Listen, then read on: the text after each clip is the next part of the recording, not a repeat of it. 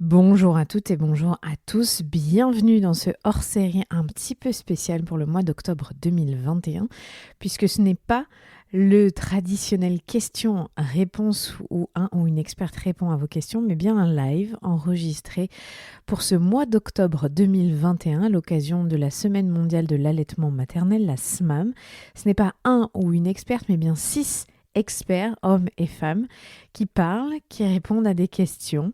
Nous sommes là pour parler d'un sujet hautement important, la protection de l'allaitement, et ça balaie un vaste panel de sujets, d'expériences. Il y avait des professionnels de santé, des pères, des mères, et il y avait une centaine de personnes en live pendant cet événement qui a eu lieu sur la Seine, sur une péniche, la nouvelle Seine, qu'on remercie chaleureusement. Je n'en dis pas plus, écoutez, c'est très drôle, c'est vivant, et c'est vraiment agréable d'avoir pu se retrouver toutes et tous ensemble. À très vite.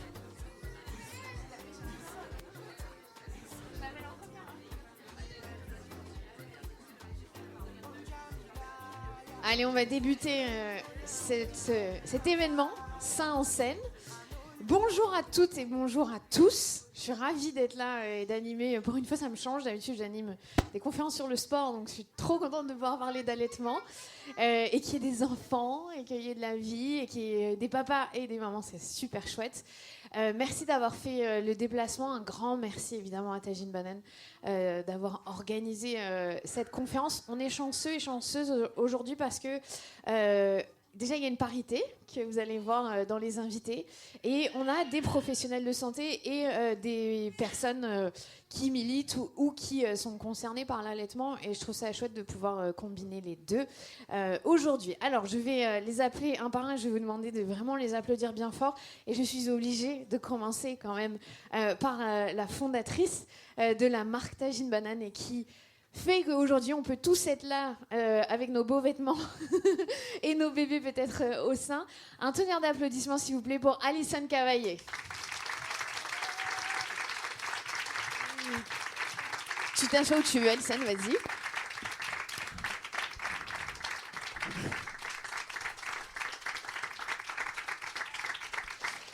En vrai, je me suis moi-même pas présentée.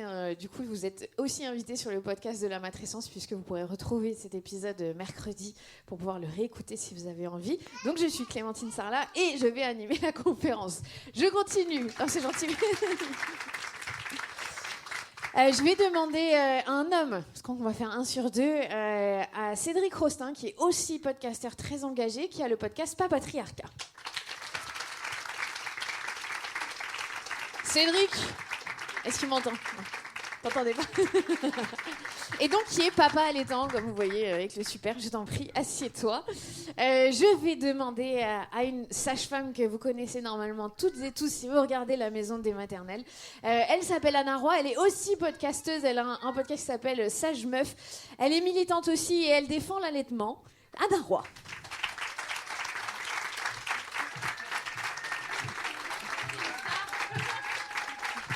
Mets-toi là parce qu'on va faire... Je suis ravie parce que c'est quasiment tous des invités de mon podcast. Cédric, ça sera dans quelques semaines, donc c'est parfait, je suis à l'aise. Le prochain, il a aussi été un de mes invités sur le podcast, un des premiers pères à avoir pris la parole. Il a passé beaucoup de temps dans les pays nordiques, sa femme est norvégienne, donc il a un regard extrêmement précieux sur la parentalité, le partage des tâches et notamment sur l'allaitement. Il a écrit un livre qui s'appelle La barbe et le biberon. Je vous demande d'accueillir Tristan Champion, s'il vous plaît.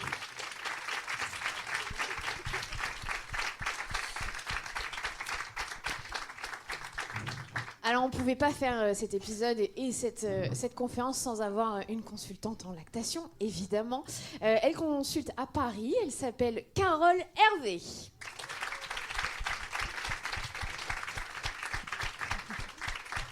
Je t'en prie, oui, comme ça on continue tu vois, le 1 sur 2, la parité. Et puis on est ravis aussi, je sais que c'était un souhait d'Alison d'avoir un médecin, un pédiatre, qui est ici avec nous, qui va nous faire le plaisir de pouvoir parler de ce côté médical et du corps médical, qui parfois fait défaut et qui parfois est merveilleux.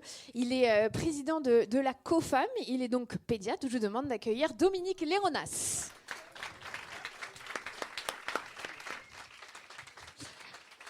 Je vous en prie.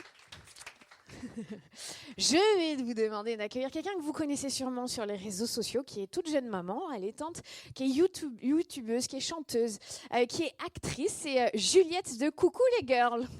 Les girls. Je t'en prie. Vas-y. C'est bien, on a réussi. Bah là, vas-y, parce que du coup, c'est moi, je vais rester debout, je crois. Comme ça, je vais vous parler. Alors, à moi, Alison, tu peux peut-être dire un mot pour ouvrir cette conférence. Je sais que tu adores ça. Merci beaucoup d'être toutes et tous présents avec vos maris, vos conjoints, vos copines, vos mamans, vos bébés. Ça nous touche, nous touche beaucoup de vous avoir ici. C'est une grande fierté de pouvoir commencer à faire un peu de bruit autour de l'allaitement et de pouvoir rassembler du monde sur ce sujet. Donc merci d'être là. Voilà, on est sur évidemment la semaine mondiale de l'allaitement maternel et même on devrait même dire de l'allaitement respecté puisque c'est un peu le thème de la conférence aujourd'hui. On va aller un peu creuser autour de ce sujet. Mais d'abord, j'aurais aimé que chacun vous nous disiez un petit mot sur votre rapport à l'allaitement. Est-ce que ça a été naturel, pas naturel? Est-ce que c'est venu comme ça, que vous soyez père, médecin, consultante, parent? Comment vous envisagez aujourd'hui, là, maintenant, l'allaitement et d'où vous venez par rapport à ça? Bon, Alison, vas-y, fais court, hein. J'ai découvert l'allaitement au fur et à mesure de mes grossesses et de mes enfants. Donc j'ai 3 enfants. Pour le premier, j'étais persuadée que j'allais allaiter. J'ai eu mon petit garçon très jeune, donc à 18 ou 19 ans. J'étais persuadée que j'allais très étrangement, c'était ma norme. Et j'ai trouvé ça très difficile et horrible. Donc au bout de 10 jours, j'ai dit waouh, c'est pour les masos, je laisse tomber, c'est pas pour moi. Et pour la deuxième, je voulais pas du tout entendre parler, mais j'ai voulu simplement faire la tétée d'accueil. Et lorsqu'on a fait la tétée d'accueil, ça a été un vrai coup de foudre. Et là, je dis, bah, allez, on fait 3 jours, 4 jours, bon bref, ça fait 18 mois. Donc j'ai découvert l'allaitement à ce moment-là, je me suis informée et j'ai compris que c'était pas non plus comme ça. Et pour le troisième, j'ai allaité aussi pendant plus de 2 ans et demi. Et grâce à cet allaitement, j'ai créé Tagine Banane. Et j'en suis là, voilà. Je vous invite à écouter des épisodes de podcast où Alison parle, que ce soit sur le mien ou Bliss Stories, parce qu'elle raconte en long cette incroyable histoire quand même. Cédric, vas-y. Toi, tu es papa allaitant? Moi, je suis toujours papa. Ouais, oui, Sarah est toujours allaitée après 3 ans, un petit peu plus de 3 ans, donc c'est une chouette aventure. Moi, ce que ça m'a appris beaucoup, c'était beaucoup de découvertes, beaucoup d'émerveillement, beaucoup de confiance en l'enfant aussi. Et aussi un vrai sujet social et politique, parce que je pense personnellement que la place que l'on porte à l'allaitement, au choix de l'allaitement, on dit beaucoup sur la place de la femme et de leur choix dans la société. On va évidemment en parler pendant toute cette conférence, donc c'est très intéressant ce que tu dis. Anna, toi, en tant que soignante et mère. Alors déjà, comme nouveau-né, j'ai été en confrontée à l'allaitement. J'étais allaitée moi-même très très longtemps. Et après, il a fallu que j'attende 19 ans en tant qu'étudiante sage-femme. Et depuis que j'ai 19 ans, en fait, c'est ma vie, quoi. C'est 24 sur 24, 7 sur 7. Il n'y a pas une journée sans laquelle je ne parle pas d'allaitement. Donc évidemment, c'est au cœur de ma vie. Et est-ce que d'avoir été mère après avoir été sage-femme, ça a changé aussi ta relation à l'allaitement? Pas trop, finalement. Pardon, pas trop. Non, pas trop. Pas trop. Honnêtement, ça n'a pas tellement changé mon rapport à l'allaitement. Je savais que c'était une sacrée aventure avec ses joies et ses difficultés. Et ça s'est confirmé être le cas. Ok. Super. Alors Tristan, tu vas tout à l'heure bien nous parler du modèle nordique, mais toi, bon, tu es père de 3 enfants. Ta femme, j'imagine, elle était pour les 3. Même si son livre s'appelle La barbe et le biberon, ne vous laissez pas avoir. Il n'y a pas que ça. T'as quoi comme rapport avec l'allaitement? Tu trouvais ça bizarre en tant que père français au départ? Au départ, je ne m'étais pas vraiment posé beaucoup de questions autour de l'allaitement. Je m'étais dit que c'était la décision de ma femme. Et puis, je me suis aperçu qu'en France, elle avait allaité finalement que 3 mois. Puis en Norvège, quand on a déménagé, elle avait... Vous sentez là, ah oui. le mal de mer. On est sur une péniche. Elle avait finalement allaité plus longtemps, 5-6 mois. Et puis là, en Suisse, encore plus longtemps. Et ce qui m'a fait réaliser l'importance de la société et de la norme autour de l'allaitement. Et c'est ça dont je voudrais vous parler tout à l'heure. Bon, désolé, on t'a interrompu, mais nous sommes sur... Je le dis parce que nous sommes sur... On enregistre quand même, donc cet épisode sera écouté à partir de mercredi pour les auditeurs auditrices. On est sur une péniche qui tangue là tout de suite, puisqu'il y a un autre bateau a dû passer à côté de nous. Et Alison ne nous croyait pas quand on disait qu'on avait mal de mer tout à l'heure. Je crois que Anna et Juliette sont pas très bien, moi non plus. Donc on va respirer. Bon, Carole, déjà... Ton rapport à l'allaitement est forcément incroyable parce que tu es consultante, mais comment toi t'as appréhendé avant d'être consultante l'allaitement? Par un allaitement contrarié. Ah alors attends, il marche pas ce micro, sinon tiens. Oui, par un allaitement. Il fonctionne celui-ci. Par un allaitement contrarié, on parle de responsabilité partagée. Eh bien, la pédiatre de mon fils, que j'allaite plus, il a 20 ans, m'a dit à l'époque que j'étais irresponsable parce que j'allaitais mon bébé. Je me suis rattrapée avec les 2 suivantes et tant et si bien que j'ai transformé cette histoire pour aider encore plus de mères. Bah, normal.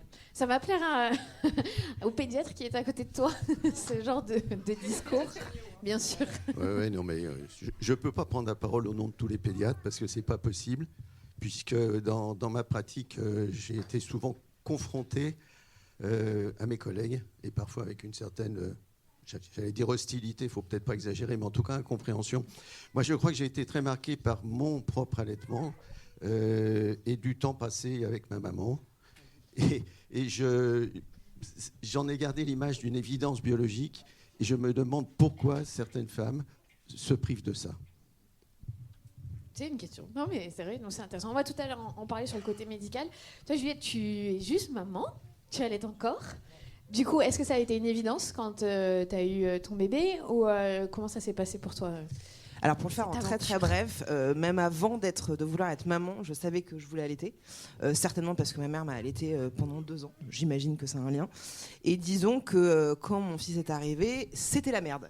C'est-à-dire que j'ai eu pas de montée de lait ou alors une montée de lait très particulière. J'ai très peu de lait depuis le début. Alors bien plus qu'au début, mais on fait du mixte parce qu'on n'a pas trop le choix. Mais on va dire que je m'acharne un petit peu pour continuer l'allaitement. Donc je suis le genre de daronne à tirer mon lait genre 6-7 fois par jour. Vraiment, à être comme ça devant YouTube, à tirer mon lait et à avoir une bouteille, un biberon au bout de 3 jours. Donc bon, voilà, c'est ma réussite à moi, mais c'est vrai que j'y tiens encore pas mal, quoi. Voilà. Et ça fait combien de temps? Bah là, il va avoir bientôt 5 mois. Ah oui, donc tu... Ouais, je lâche pas l'affaire. Non, mais c'est vrai, c'est un investissement. Il faut aussi le dire, hein, l'allaitement, il faut qu'on le dise et redise, c'est un projet, c'est un don de soi parfois, c'est un investissement aussi de couple. Et c'est pour ça aussi que Alison a choisi d'inviter des pères, parce que c'est ou des secondes mamans, il n'y a pas de problème, pour qu'on parle de cet investissement familial. On va commencer donc à aller un petit peu plus loin, et je pense que c'est important qu'on aille d'abord à la source, c'est-à-dire voir le côté médical, que ce soit pour toi avec Carole ou pour vous en tant que pédiatre. Je vais m'adresser à vous, le docteur. Qu'est-ce qu'il faudrait comment ça se passe la formation du corps médical autour de l'allaitement? Je pense tous ceux qui sont ici ont été confrontés à tout, à des gens incroyables et bienveillants et des gens qui n'y connaissent malheureusement rien. Comment ça se passe aujourd'hui, concrètement, une formation autour de l'allaitement quand on est soignant?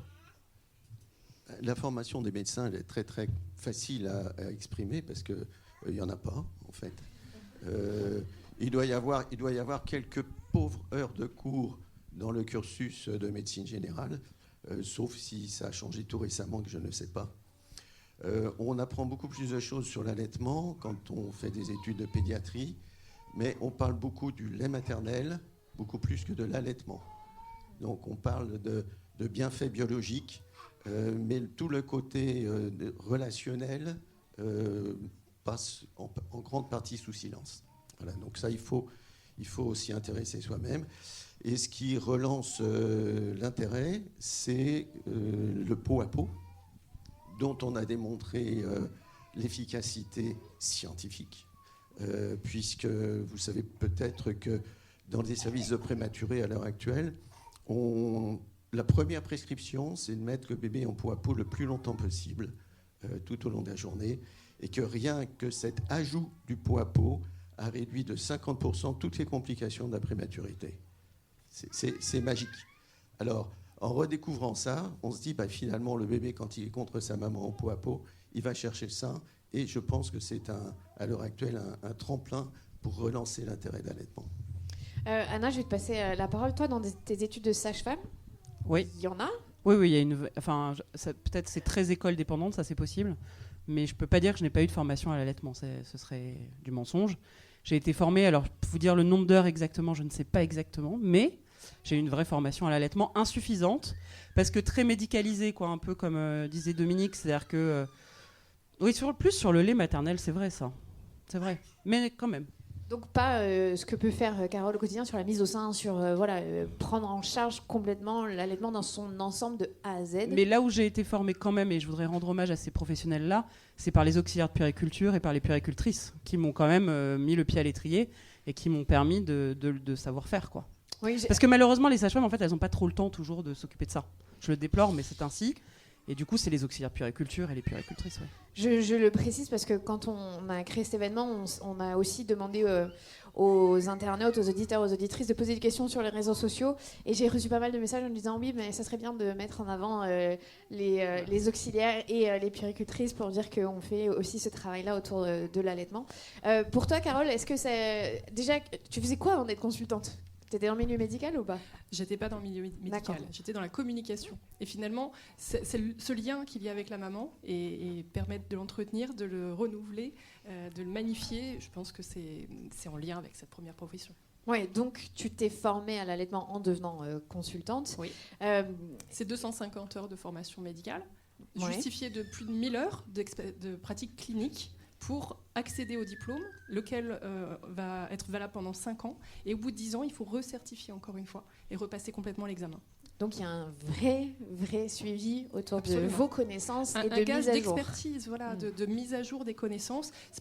L'allaitement n'évolue pas, mais nos connaissances s'affinent. Et c'est vraiment génial de pouvoir les améliorer. Alors ma question, c'est que là, quand même, le thème, c'est essayer de protéger, de faire en sorte que ça devienne un peu plus normal. Est-ce que vous êtes présente dans les maternités ? En France, très très peu. Vraiment très peu, pratiquement pas. Et est-ce que, Dominique, est-ce que ça serait ça aussi une des solutions au début ? En tout cas, c'est ce qui est réclamé depuis longtemps. Si vous revenez à ce qu'ont dit les médecins en groupe, le rapport de M. Turc 2010, il est question de mettre un référent compétent dans chaque maternité. Et un référent compétent, ça ne peut pas être autrement qu'une consultante. C'est la formation de référence. alors, depuis 3 ans, peut-être que vous connaissez depuis ses débuts Tagine Banane, Alison, elle met quand même beaucoup de choses en place avec toute son équipe pour normaliser, pour faire en sorte, vous avez vu dans Paris les campagnes d'affichage pour montrer des seins allaitants, des mamans allaitantes, pour montrer que n'y a rien de choquant, sexuel ou bizarre. Toi, depuis 3 ans, Alison, est-ce que tu peux dire comment tu as vu évoluer tous les sujets autour de l'allaitement ? Oui, effectivement. Je ne sais pas si ça marche. Oui. Si. On voit on voit un changement depuis 3 ans. Je pense qu'il s'est passé quelque chose il y a 3 ans. Ton podcast est sorti. Il y a plein de monde, Bliss aussi. Je crois qu'il y avait un gros manque de visibilité de la maternité dans son ensemble. Et il y a plein de personnes comme moi qui se sont réveillées à ce moment-là en disant en fait on en a marre de ne pas être représentée, on en a pas marre de... Moi j'avais l'impression que j'étais presque la seule meuf qui allaitait de France, quoi. Tellement on voyait pas. Enfin, bien sûr, c'est imagé, mais je veux dire, on se reconnaissait pas. Il y avait des groupes qui existaient, mais je les trouvais hardcore, quoi. Je les trouvais extrémistes. Ou alors, on n'en parlait pas du tout. On parlait beaucoup de maternité, etc., mais on parlait pas vraiment d'allaitement. Donc, j'avais l'impression qu'il y avait comme un no man's land autour de ça, où tout le monde pratiquait, mais personne ne le disait, quoi. Où, voilà, c'était presque une option tabou, alors que c'est une norme. Et effectivement, je trouve qu'en 3 ans, il y a eu beaucoup de changements, beaucoup de revendications de la part des femmes de pouvoir s'affranchir du regard des autres, beaucoup de choses qui sont mises en place et que ce soit des campagnes, que ce soit des marques. Il y a énormément de marques qui se sont réveillées sur le secteur de l'allaitement. Enfin, on en parle, quoi, ça c'est sûr. Après, maintenant, même sur Netflix, on peut croiser parfois des séquences d'allaitement.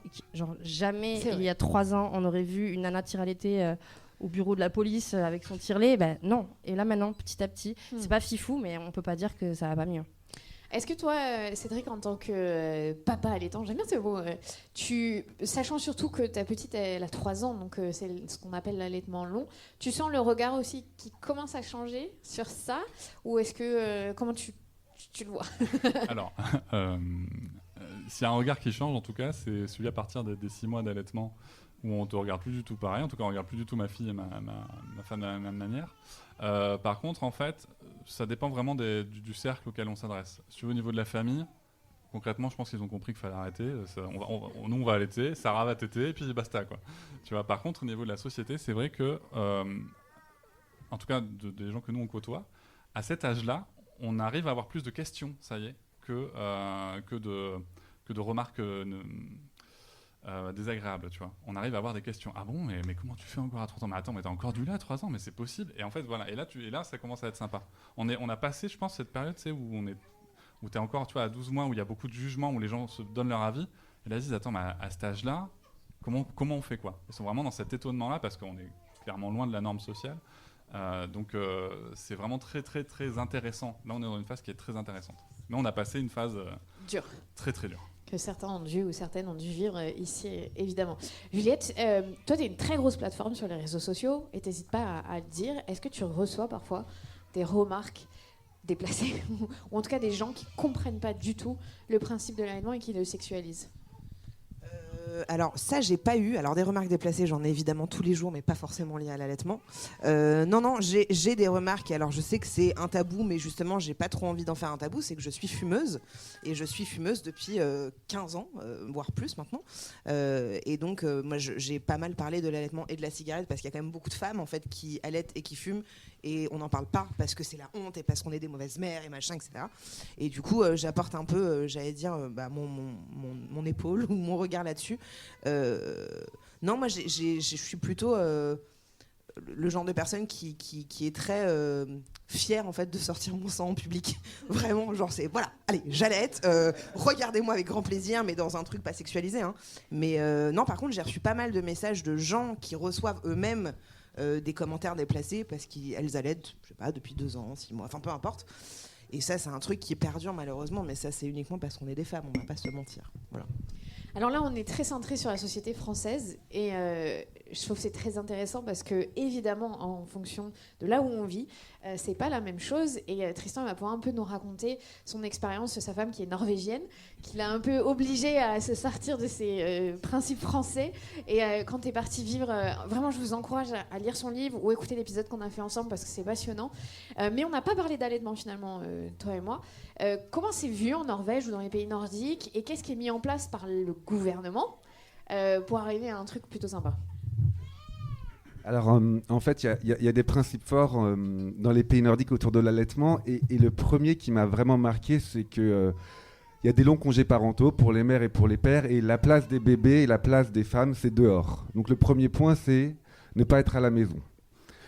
On rigole souvent quand on dit que les bébés norvégiens dorment dans des poussettes dehors à moins 10 degrés. Mais vraiment, ça fait partie d'une idée que pour vivre un bon congé parental, pour vivre bien une naissance, il faut être en groupe et il faut être dehors. Donc le premier point, c'est que je trouve très intéressant, très inspirant pour la France, pour le personnel médical en France, c'est qu'on vous dit que dès que votre bébé naît, on va créer un groupe de naissance avec des mères.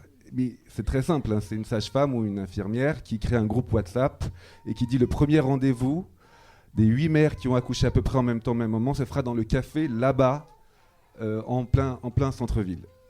Ce qui fait qu'en fait, visuellement, vous avez tout de suite des mères en poussette qui allaitent dans les cafés et les bars de la ville. Donc ça, c'est visuel et c'est leur place. On appelle les mafias poussettes parce qu'elles envahissent vraiment tout Oslo et ça agace quelques jeunes qui ont plus de place pour s'asseoir parce qu'en plus c'est des poussettes, c'est pas des poussettes parisiennes, hein, c'est des poussettes de compétition. Mais du coup, visuellement, vous commencez votre congé maternité en tant que femme en prenant l'espace public et vous allaitez devant tout le monde. Et donc là, la norme est déjà installée. Donc là, il n'y a plus trop de discussions qui enchaînent. Et après, donc ça c'est le premier pas, c'est-à-dire que vous avez un groupe et du coup, après certaines mères s'entendent plus ou moins bien dans ce groupe parce qu'on n'est pas forcément amis avec une femme qui accouche le même jour. Mais de manière générale, on continue et la tradition veut que les pères continuent le groupe initié par les mères parce que là-bas, le congé est alterné. Donc les mères commencent 5-6 mois de congé maternité ensemble et nous, après, on continue entre pères. Ça crée des liens incroyables quand même. Des liens très très forts.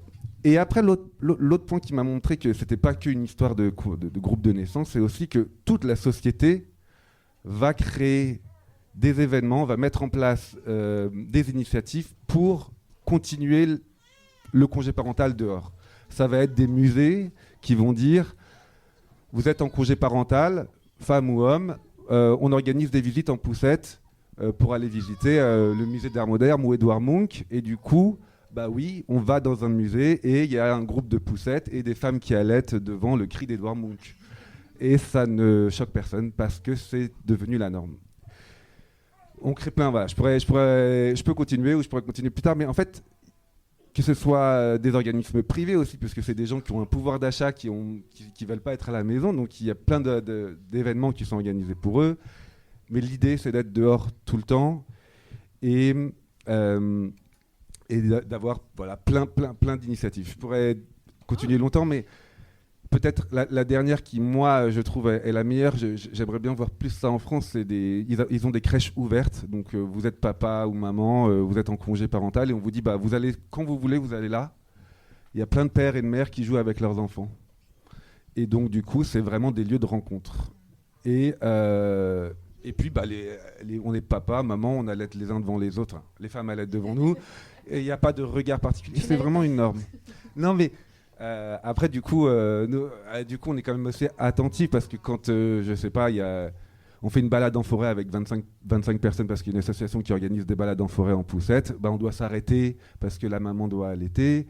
Bah, on est tous les uns les autres assez attentionnés. Donc, du coup, il y a une entraide. Et moi, j'ai trouvé que ce concept de nous mettre dehors, ça fait que le hashtag allaiter partout, tout le temps, bah, en fait, il est concret. Et le phénomène de groupe rassure par rapport à être seul dans son métro à un peu galérer. Ouais, c'est intéressant ce que tu dis sur le phénomène de groupe, c'est vrai. Parfois, il y a plein de mamans qui le disent, qui n'osent pas, ou même parce que leurs copines ne comprennent pas vraiment qu'elles puissent faire ça, parce que le serveur au restaurant a eu une remarque déplacée. Quand on a un effet de meute, on le sait tous, on se sent protégé, donc ça aide. Anna, toi, évidemment, tu es aux premières loges quand les bébés arrivent et sur les suites de couches. Est-ce que ça freine parfois les mamans de se dire je veux pas allaiter parce que j'ai peur du regard, parce que je me sens pas à l'aise en société, puisque c'est pas une norme encore assez claire? En fait, moi, je voudrais juste qu'on prenne un tout petit peu de recul, c'est-à-dire qu'en fait, le fait que l'allaitement soit complètement pas cool, quoi, c'est parce qu'en fait, les mères sont pas cool. C'est le fait même d'être mère qui est pas cool, en fait. Donc l'allaitement est un des symptômes de ça, mais je pense aussi à ces femmes qui allaitent au biberon pour X ou Y raison. Elles sont tout aussi invisibilisées que les autres. Encore plus, et moi j'ai fait l'expérience d'allaiter dans un parc et puis après de ne plus allaiter dans un parc. Et là où j'ai eu les remarques les plus désagréables, c'était quand j'ai allaité avec un biberon. Donc il y a un côté, de toute façon, à partir du moment où vous êtes mère, c'est tout ce que vous allez faire dans votre vie va être commenté. Quand vous faites la queue dans le supermarché et que votre enfant se roule par terre parce qu'il veut une sucette, enfin tout devient commentaire en fait. Donc l'allaitement fait partie de ça, je trouve. Après, je trouve que c'est beaucoup plus... Grâce à Alison et plein d'autres gens, mais c'est vrai qu'Alison, je trouve que quand même tu as bien contribué, ça rend l'allaitement cool, en fait. Oui. Et ça, je trouve ça super de dire aussi, Juliette, je trouve ça super de dire, bah ouais, en fait, on peut fumer, on peut boire, on peut faire la fête, on peut être déglingue même et allaiter. Et en fait, il faut... Quoi ? Qu'est-ce qu'il y a ? Non, elle a dit oui. D'accord. J'étais la merde, j'ai dit une connerie. Carole Hervé, que vous n'avez pas entendu, mais elle a dit oui. Et en fait, moi, je voudrais qu'on sorte de cette image de la femme... j'allais dire, non, je vais pas être insultante, mais en tout cas, d'anciennes images que j'ai vues, mais même pas de la Madone, plus récente, où en fait, la femme qui allait, bah voilà, elle est cantonnée à rester dans un monastère, le monastère de l'allaitement. Merci Alison d'avoir dit qu'on pouvait être chill et allaiter. Mais ce qui s'est passé aussi, c'est ce que je dis beaucoup, c'est que l'allaitement, c'est le grand oublié des combats féministes. On s'est énormément... ouais, je dis un truc trop bien, tout le monde a dit ouais. Non, mais dans le sens où les femmes récemment se sont battues pour beaucoup de choses, pour la libération sexuelle, pour la libération justement des culottes menstruelles, de énormément de sujets sur lesquels on était en retard, un truc de malade.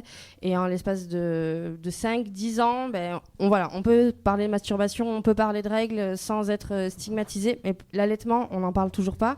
Il faut quand même se dire que Simone Veil, qui a fait des choses magnifiques, disait que l'allaitement c'était la servitude de la femme.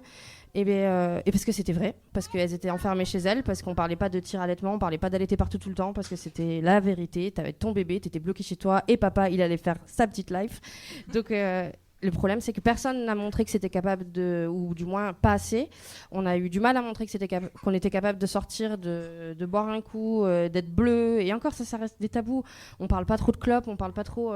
C'est très difficile d'avoir des vraies études sur les consommations de cannabis, sur les consommations de drogue, sur l'alcool, sur tout ça, alors que tout. Et de sexualité, non. De sexualité. On parle pas trop. Là, on commence un peu à déblayer le chemin, et le chemin est très long, justement, parce que on a avancé sur plein de points, mais on n'a pas du tout fait avancer l'allaitement au même rythme que toutes les avancées magnifiques qu'on a pu faire. Donc voilà. Et le féminisme français n'a pas pris l'allaitement comme une ligne de conduite. Moi, je me souviens avoir vu une vidéo qui s'appelait Breast is Best, qui était tournée en Finlande ou en Norvège, où les femmes défilaient dans la rue, les seins à l'air, pour revendiquer leur pouvoir d'allaiter. Et ça, c'était pas du tout le féminisme français. Le féminisme français voulait imiter les hommes. Et l'allaitement, ça imite pas trop les hommes. Une autre observation, c'est visiblement un point très fort de ce qui se passe en Norvège, c'est de créer du lien, du tissu social. Or, dans les conclusions des 1000 jours et dans les premières mesures prises par la Commission, il y a de sortir la femme de ce que Boris Cyrulnik appelle l'isolation. La jeune mère en France, et c'est ce que tu soulignais, Anna, la jeune mère en France devient mère seule dans son coin, parce que les familles sont dispersées, parce que les familles sont plus verticales, donc on n'a pas la smala, la tribu autour de soi. Et c'est les soignants qui doivent recréer du tissu social dans les maternités. Mais ça marche moyen bien. Pour l'instant, en tout cas, on est au balbutiement. Mais est-ce que toi, tu as réussi à recréer, je pense que c'est ça aussi que tout le monde souligne, c'est le t-shirt tribu, vous l'avez peut-être toutes, c'est cet effet de je ne suis pas seule dont parlait Tristan. Malheureusement, pour l'instant, c'est beaucoup sur les réseaux sociaux. Et c'est là où viennent les mères françaises et les pères aussi, je sais, chercher des informations et de se dire je suis normale, il y a d'autres gens comme moi. Le but maintenant, la prochaine étape, ça va être de recréer ça en face à face. Alors il y a eu le Covid, il y a eu aussi plein de choses, mais le lien physique, et c'est pour ça que vous êtes autant aussi aujourd'hui, c'est que c'est agréable de se retrouver dans une pièce avec d'autres personnes qui partagent ces expériences, ces aventures, ces galères, parce que comme tu le dis aussi, Juliette, il faut le rappeler aussi, ça peut être galère, l'allaitement, et c'est ça qui manque, et l'isolement. Et on ne va pas parler de la box que le gouvernement a voulu mettre en place avec qu'on a envie d'en parler. Des petites crèmes pour faire sortir les mères de chez elles et qu'elles ne s'oublient pas. Hein, on sait que ça ne marchera pas comme ça. Ça m'intéresse ton regard, parce que toi, tu fais un podcast féministe. Toi, t'adores la crème. En tant que père, Cédric. Et tu l'as dit, c'est un combat au final de l'égalité, et ça passe aussi par le congé. Ça passe aussi par le congé maternité. Je voudrais juste te dire un petit mot sur la box, parce que j'ai eu un regard aussi très critique sur cette box. Quand elle est sortie, j'ai partagé le post d'Ilana Weisman qui a été très très puissant sur le sujet.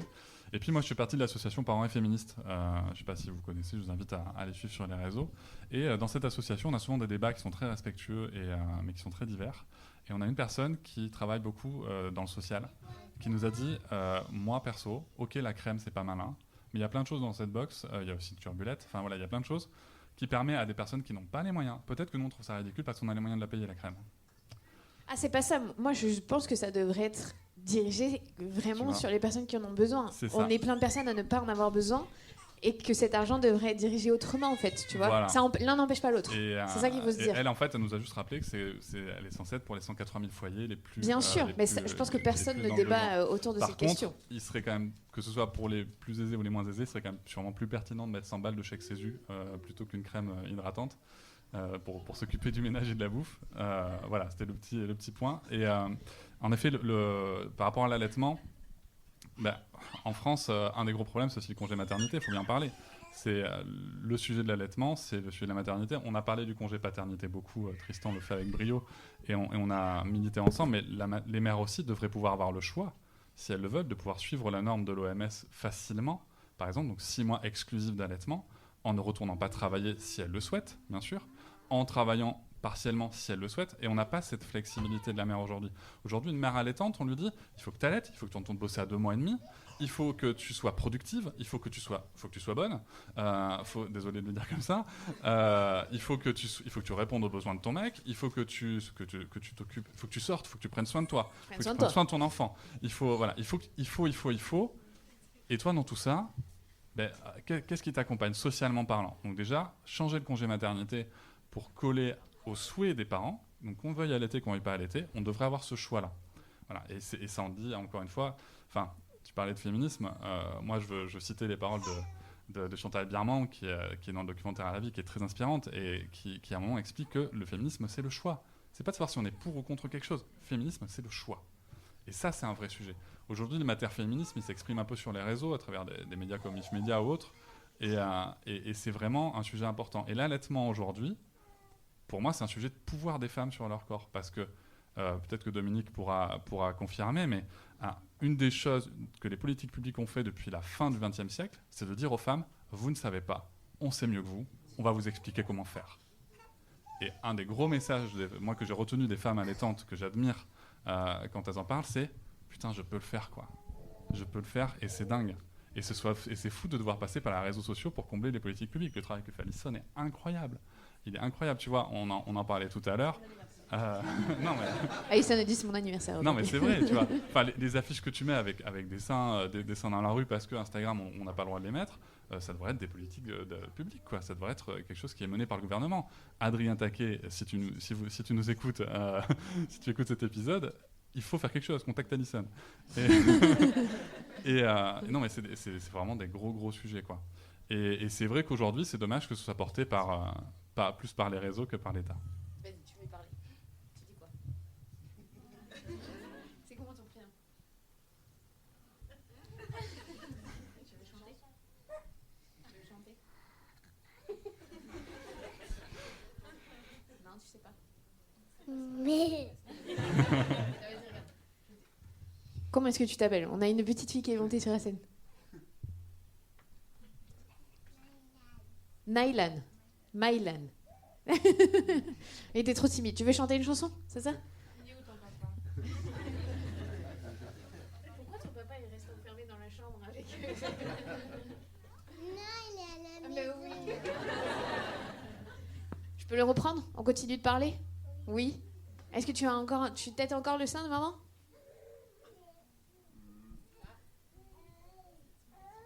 Ton petit frère maintenant, c'est ça? Oui. Tiens, tu peux t'asseoir là, vas-y. Carole, parce que j'ai parlé des suites de couches parce que quand on est sage-femme, on les voit tout de suite, les mères, mais toi, tu les vois sur du parfois très long terme. Oui. Est-ce que tu sens une évolution aujourd'hui, que ça commence, les femmes osent allaiter plus longtemps? Comment est-ce que tu le vois au quotidien dans ton travail? Je pense que les réseaux sociaux les aident, donnent cette image et leur donnent peut-être l'opportunité d'allaiter plus longtemps. Maintenant, elles sont toujours confrontées à tout un tas de barrières. La société, leur entourage et souvent les professionnels de santé qui les entourent. Après, la crèche ou l'assistante maternelle trouve ça incongru que la maman poursuive l'allaitement en reprenant le travail. Souvent, lors des entretiens, les professionnels vont dire « Bon, alors, vous aurez sevré votre bébé et on va prendre la suite. » Donc, en fait, ça avance, ça recule. Il n'y a pas encore une progression franche, nette, mais espérons que ça le sera dans quelques temps. Oui, c'est sûr. Madame, pourquoi vous vous compliquez la vie? Ouais. C'est ça qu'on entend dans les cabinets de consultation. Pourquoi vous vous compliquez la vie? C'est assez symptomatique, et on en discutait avant, que dès qu'il y a problématique, quelle qu'elle soit, avec un enfant, c'est l'allaitement le problème. Comment on change ça, Dominique? On pourrait faire 3 heures. Je ne suis que pédiatre, je ne suis pas magicien. Bon, je voudrais quand même attirer l'attention sur le fait que, pour l'instant, l'étape à franchir en France, c'est de permettre aux femmes d'allaiter 3 mois, 6 mois, tranquillement. Alors, au Tour de France, il y a ceux qui sont partis devant, les champions, qui vont allaiter 3 ans. Et puis, moi, je m'intéresse beaucoup au peloton de celles qui voudraient bien allaiter un petit peu, quelques semaines, quelques mois, et qui n'y arrivent pas parce que, dans le premier mois, comme vous le savez, tout se casse la gueule. Ouais. Juliette, toi, tu reçois au quotidien, justement, si tu vas voir ton pédiatre ou ta pédiatre, comme tu fais un effort incroyable parce que tu tires à l'aide, de te dire mais arrêtez, vous vous compliquez la tâche, ou tu es bien entourée, et ce qui fait que tu peux continuer comme ça en étant sereine et en confiance. Alors, je suis plutôt bien entourée. C'est vrai que j'ai un super gynéco, mais qui, lui, est plutôt contre l'allaitement. Alors, je ne sais pas trop pourquoi. Je ne sais pas pourquoi. Mais qui est quand même super. Non, je suis pas... j'ai plutôt des regards, vu que moi, c'est assez galère depuis le début, et j'en ai fait un peu mon cheval de bataille, honnêtement. J'ai quand même pas mal de gens, famille, potes, abonnés, peu importe qui me disent arrête. Mais c'est vrai que je pourrais arrêter. Je pourrais carrément arrêter parce que je vois que c'est galère et que ça me prend quand même beaucoup de temps de tirer mon lait et que j'ai ça au bout de 2 jours. Donc oui. Mais je trouve que c'est pas la réponse à tout, en fait, de se dire juste c'est galère, arrête. Parce que dans ce cas-là, on arrête plein de choses et on se bat pour pas grand-chose aussi. Mais ouais, voilà. Oui, c'est vrai que c'est une réponse assez courante. Et parfois même du papa ou du second parent, parce qu'il y a une frustration, peut-être parce qu'il y a aussi une inquiétude qui se met en place, et ça aussi, je crois qu'on n'en parle plus, mais j'ai fait un épisode avec Marie-Hélène Naï, qui est juriste et qui parle un peu de combat féministe autour de l'accouchement et de l'allaitement, et qui dit que c'est souvent le père qui est très mal à l'aise avec la difficulté, puisqu'il ne peut pas avoir une influence directe, et qui va pousser pour soit prendre la péridurale sur l'accouchement ou faire arrêter l'allaitement, parce qu'il est secoué dans sa masculinité et sa paternité. Si tu me permets, donc nous, notre fille est toujours allaitée, et elle est dans sa chambre depuis quelques mois seulement, donc jusqu'à 2 ans et demi, elle était encore en cododo. Et si tu veux, moi, c'est des propos que j'ai tenus à ma compagne. C'est propos que j'ai tenus à ma compagne. Pourquoi ? Parce qu'à un moment, je la voyais, en tout cas personnellement, j'avais l'impression qu'elle s'épuisait, si tu veux. Les nuits étaient très compliquées, il y avait beaucoup de tétés. Et je pense que c'est quelque chose qu'il faut rappeler, c'est que... Alors, bon, Carole, Dominique, tout le monde sera d'accord pour dire que l'allaitement ne doit pas se faire au détriment de la santé de la mère, dans aucun cas. Et c'est vrai qu'à un moment aussi, la mère, elle a le droit de lutter. Et la position entre le soutien et l'empêcher de tomber justement dans la souffrance, c'est pas facile à tenir. Tu vois, c'est pas toujours non plus un élément facile à trouver, quoi. Et fort heureusement, la petite est partie dans sa chambre et tout s'est réglé. Mais c'est vrai que c'est pas forcément évident. Je pense qu'il y a beaucoup de papas aussi. Et le rôle de l'information sur les pères est essentiel aussi. Qu'est-ce qu'on fait quand on est papa ? Comment est-ce qu'on accompagne ? C'est quoi l'allaitement ? À quoi ça sert ? Parce que ça ne sert pas qu'à nourrir un enfant. Il y a plein d'autres choses. Et crucial aussi, justement, pour que la mère ait en premier soutien le père ou le copain. Tu veux aussi abonder, Tristan ? Non, mais je pensais que, en fait, par rapport à mes expériences, notamment en France comme en Norvège, beaucoup de femmes, il y a ce tiraillement entre vouloir allaiter longtemps, mais aussi vouloir avoir une activité professionnelle et recommencer le travail le plus vite, parce qu'on peut pouvoir et vouloir jouer sur les 2 tableaux.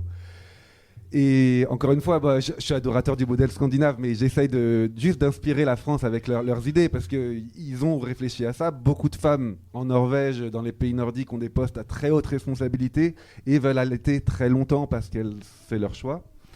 Donc je ne sais pas si on a ça en France, mais là-bas, il y a ce qu'ils appellent le RTT allaitement. Donc vous avez le droit... Vous connaissez ? En fait, ma femme, par exemple, quand ma fille avait 5 mois, elle a repris le travail parce qu'elle voulait, mais son employeur disait tu peux arriver 1h30 plus tard et repartir 1h30 plus tôt. Et elle est prof, ta femme ? Ouais, elle est prof. Non, mais c'est intéressant parce que tu vois, on se dirait que c'est impossible dans un métier comme ça, par exemple. Donc du coup, ce qui faisait que, donc, petite parenthèse, en Norvège, les congés sont dits alternés, donc la mère et le père s'en occupaient en même temps, d'abord la mère, après le père. Donc ma femme fait 5 mois, elle retourne au travail, je m'occupe 5 mois seul de ma fille. Mais de 8h30 à 9h30, elle peut allaiter. Éventuellement, elle a tiré le lait parce qu'elle voulait le faire. Et elle peut revenir à 15h pour faire une deuxième tétée si elle le souhaite. Donc ça s'appelle... en fait, je ne crois pas qu'on dise RTT allaitement, parce que RTT c'est très français, mais il y a... Si je le disais en norvégien, vous ne comprendrez pas. Vas-y, je t'en prie. Fais-nous rêver. Non, en fait, je crois que j'ai oublié. Donc Il ne sait plus le mot. Ta femme et ma femme. Et tu sais qu'en France, alors ça n'existe pas comme ça, mais les femmes allaitantes ont droit à 1 heure par jour sur leur lieu de travail pour tirer leur lait ou pour allaiter si elles le souhaitent. Donc c'est quelque chose qui est sanable. Bon, c'est normal que les RH vous en parlent pas, je vous rassure. Et c'est pas payé. Enfin, c'est pas normal. Et par contre, voilà. Et un des vrais progrès qu'on pourrait faire et qui pourrait être transmis à notre gouvernement, c'est de dire rémunérons cette heure-là, puisqu'en effet, cette heure-là n'est pas payée. Et moi, je comprends quand même des mères, notamment dans les foyers les plus modestes, où à un moment, 1 heure par jour en moins sur ta rémunération, à la fin du mois, ça pèse dans le game, si tu veux. Donc ça aussi, ça met en danger des allaitements. Alors la solution, c'est qu'elles aillent allaiter à la machine à café, parce qu'on a droit à 1 heure de pause café dans la journée. Enfin, on n'y a pas droit, on la prend en plusieurs fois. Mais la pause gay, elle n'est pas rémunérée. Non, mais c'est vrai que ça, c'est un moyen facile de soutenir l'allaitement au niveau de la politique publique. Alors, est-ce que ça vous dirait de poser des petites questions ? Parce que depuis tout à l'heure, on a amené plein de sujets et j'imagine que ça vous titille. Je vois déjà devant, il y a des sages-femmes, il y a le podcast Milkshaker aussi, si ça vous intéresse, pour avoir plus d'infos. Est-ce qu'il y a des questions dans la salle ? Au fond, là-bas. Je viens avec mon micro. Tu veux venir avec moi ? Ouais ? Allez, viens, Maïlan, on y va.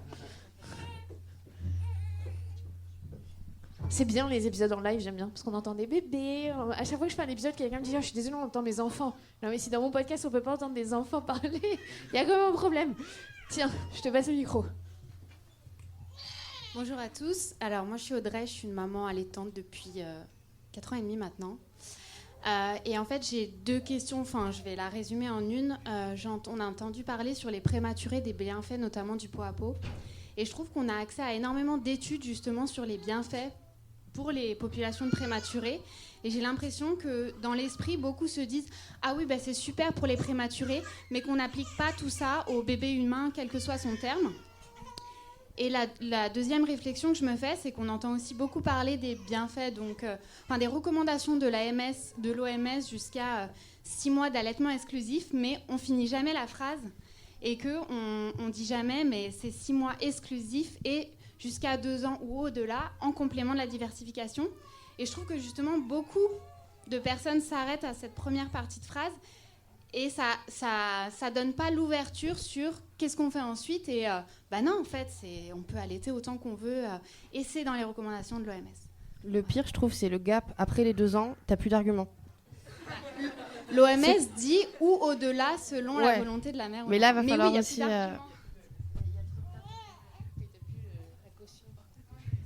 Plus d'arguments, sans compter que pour beaucoup de personnes, l'OMS, c'est pour les pays en voie de développement. Et nous qui avons l'eau courante, l'électricité et le chauffage, on est supérieurs, donc on n'a pas besoin d'allaiter longtemps.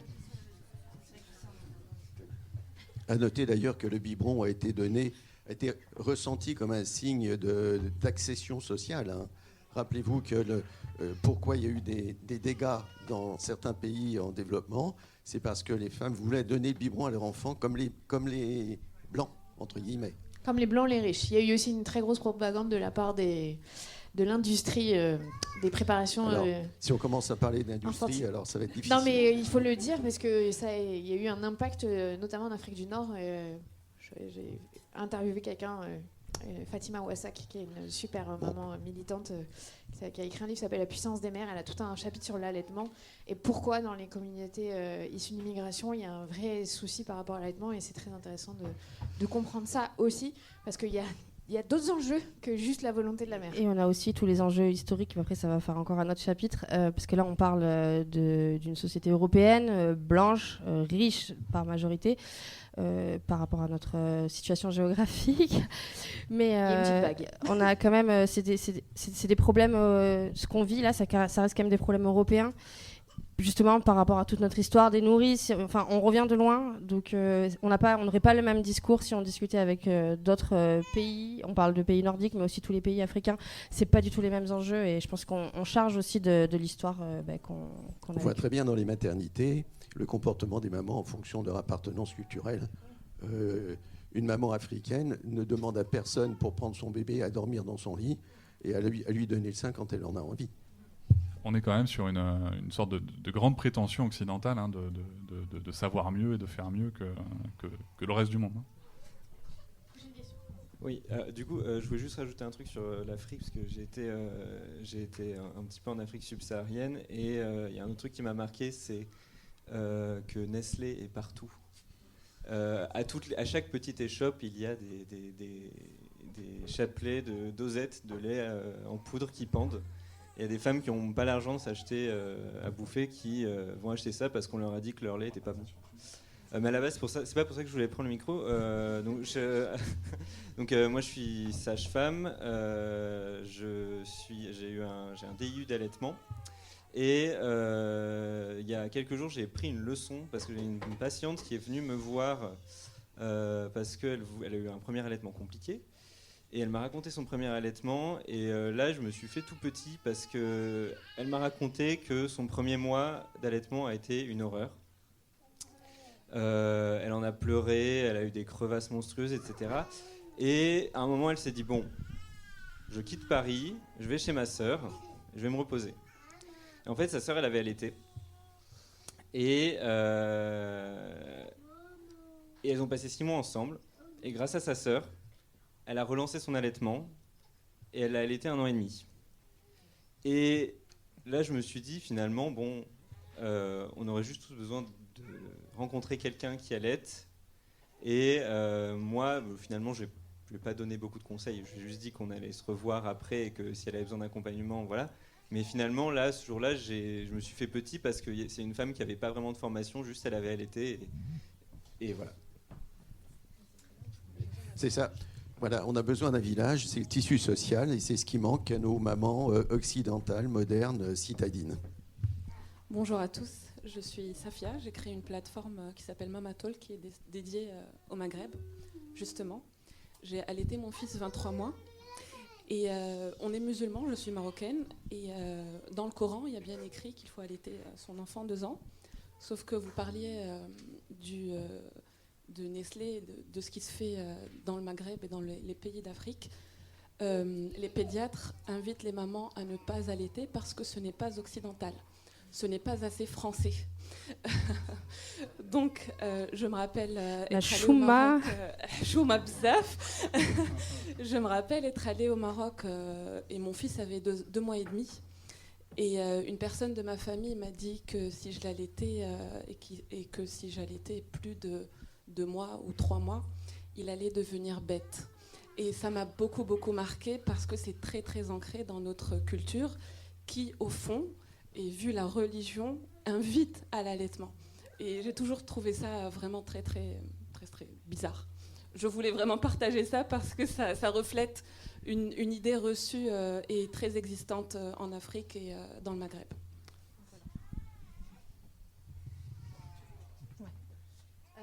Moi, je suis Charlotte Bergerot-Palisco. Dans la vie, je suis ostéopathe et j'ai créé Milkshaker, qui est un podcast qui est dédié à l'allaitement maternel.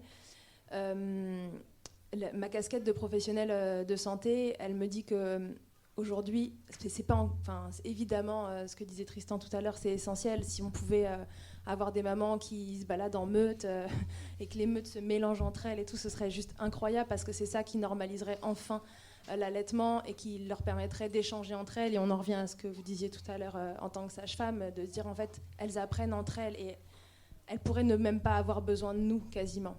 Le truc, c'est qu'aujourd'hui, ça n'existe pas. Et je crois que une des clés pour que ça avance, c'est vraiment les professionnels de santé. On voit arriver des mamans, des bébés, des papas tous les jours, des futures mamans. Et en fait, ils baignent dans la désinformation, mais même auprès de professionnels de santé, les sacro-saints professionnels de santé qui sont censés tout savoir et qui... parfois, je trouve qu'ils prennent une place désagréable dans le truc, mais... non, je ne parle pas de toi, Anna, évidemment. Non, je sais que toi, tu es hyper bien informée. Mais donc, si tous les professionnels de santé étaient vraiment un minimum formés, parce que là, le minimum d'aujourd'hui n'est pas acceptable, on n'aurait pas tout ça. Juste que la juste information circule auprès des professionnels de santé, ils les croisent tous. Il n'y a pas une maman en France qui ne croise pas un professionnel de santé au cours de sa grossesse, au cours de son postpartum.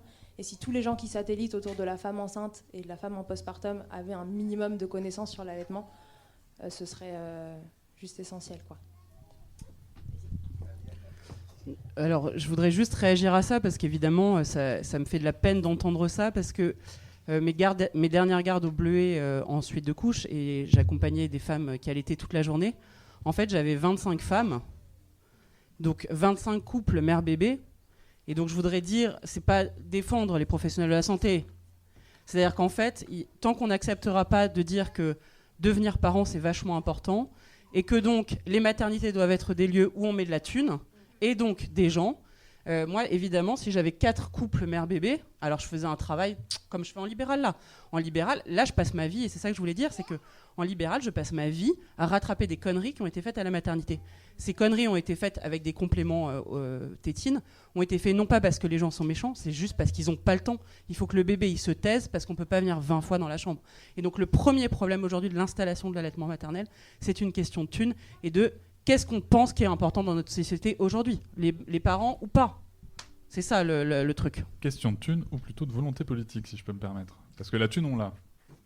Non, la thune en France, on l'a. Oui, on l'a. L'hôpital ne l'a pas, voilà. mais la thune en France, on l'a. Oui, ça, c'est sûr. Comment est-ce qu'on la dépense? Voilà, c'est ça, tout à fait. Dominique, tu voulais réagir? Oui, moi, je voudrais réagir sur le fait de la formation, des connaissances scientifiques, etc. Parce que c'est précisément une des perversités de ce qui se passe en maternité, c'est qu'il y a des mamans qui ont fait un bébé et qui ne savent rien, bien entendu, et autour d'elles, des gens qui savent, qui vont leur expliquer, qui vont leur raconter comment elles doivent se servir de leur sein. Déjà pour l'accouchement, on leur explique comment elles doivent mettre un bébé au monde. Alors, il y a une personne très inspirante qui s'appelle Suzanne Colson, qui dit il n'y a rien à savoir, il y a les accompagner et leur foutre la paix. Bientôt, on aura un protocole pour baiser, pour pouvoir faire un bébé, parce que c'est le début. L'allaitement, c'est la fin. Il y a le sexe, la grossesse, l'accouchement, l'allaitement. C'est dans la continuité, c'est la procréation, en 4 chapitres. Et alors, on nous explique maintenant comment concevoir, parce que ça devient compliqué, comment accoucher, ça fait déjà un moment, et puis comment allaiter, et on va bientôt s'attaquer au début. Est-ce que finalement aussi, on n'est pas dans un schéma où les hommes expliquent aux femmes depuis des siècles? Non, mais il faut peut-être se poser cette question-là aussi. Ça a été le début. Je veux juste partager mon expérience que j'ai vécue du coup, il y a 4 mois et demi. J'ai accouché le 28 mai à Sainte-Félicité, qui est une clinique, une maternité privée, dont on paye aussi les services pour avoir un accompagnement, etc. Et alors moi, j'ai vécu je pense que mon allaitement s'est aussi mal mis en place à cause de ça. L'accouchement était très compliqué, c'était un peu compliqué, quoi.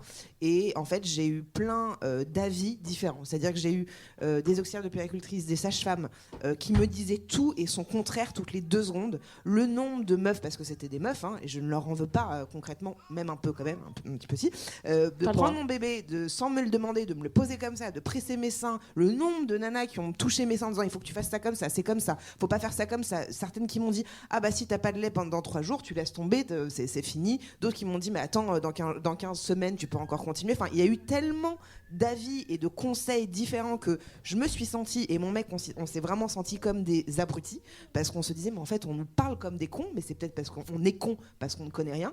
Et donc évidemment pendant tout mon séjour à la maternité, rien ne s'est passé.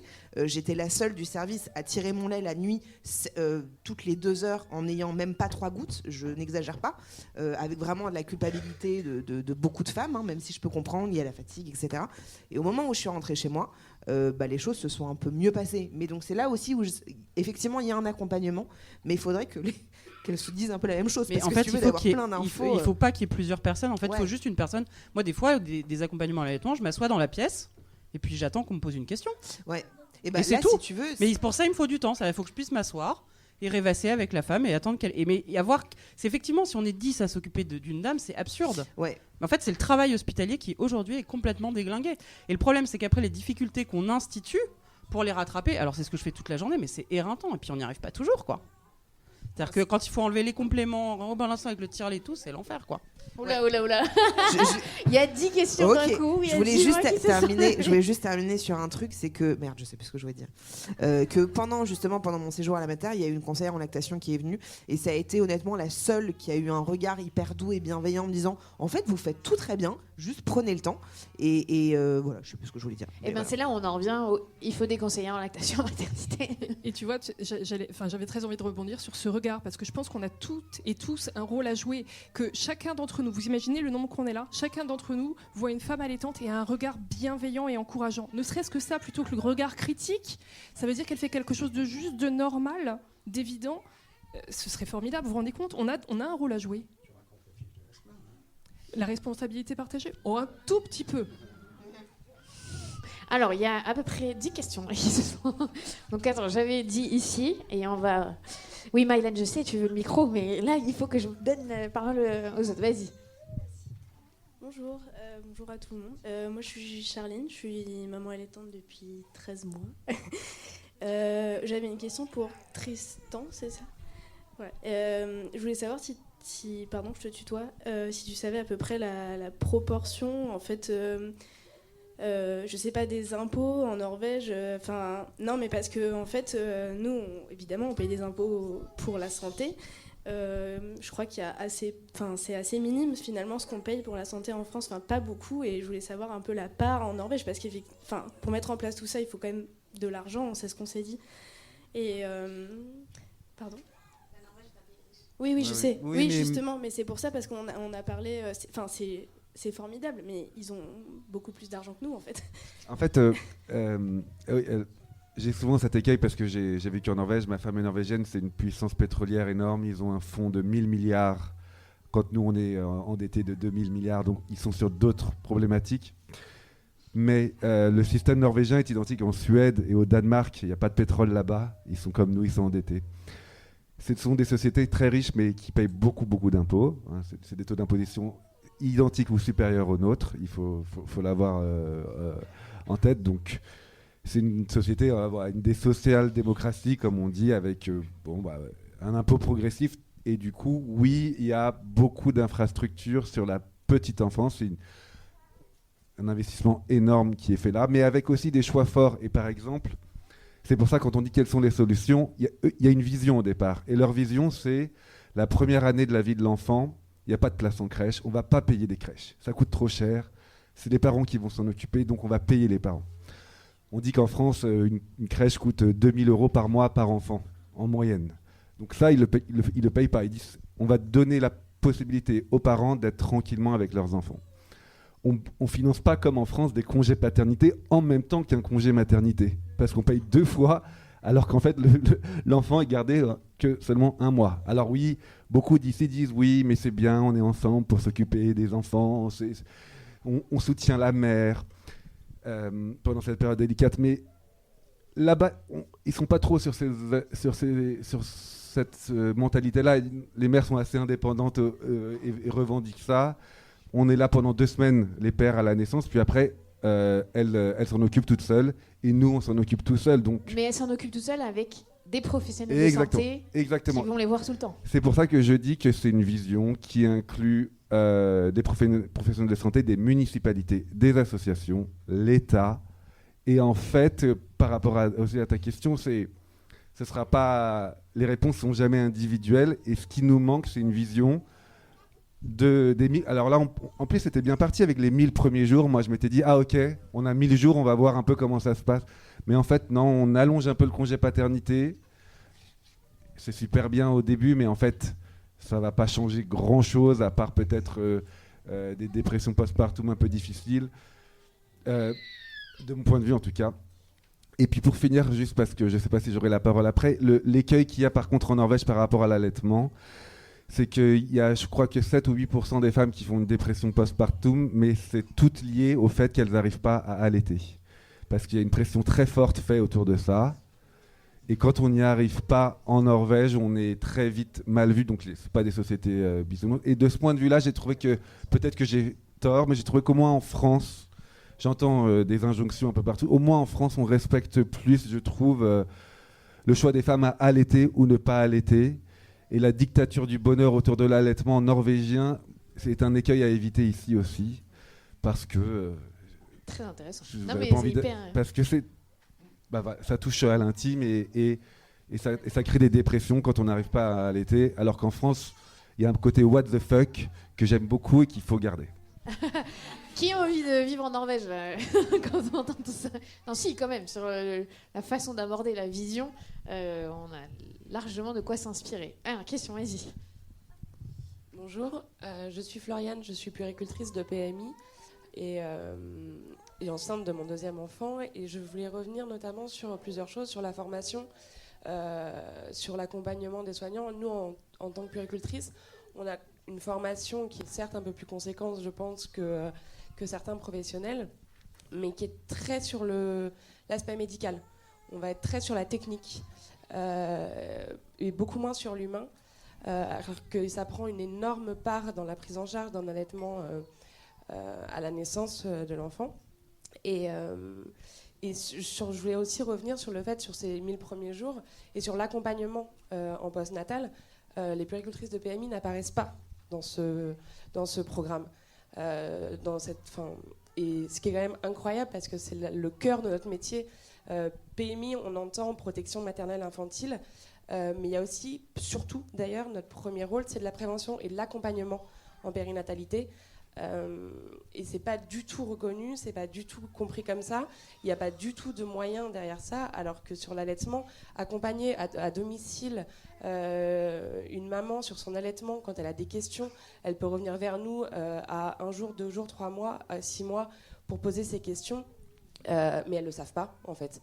On n'en parle pas dans les maternités, on ne parle pas de la PMI, si ce n'est pour dire qu'on protège les enfants, qu'on les place, et ça s'arrête là en fait.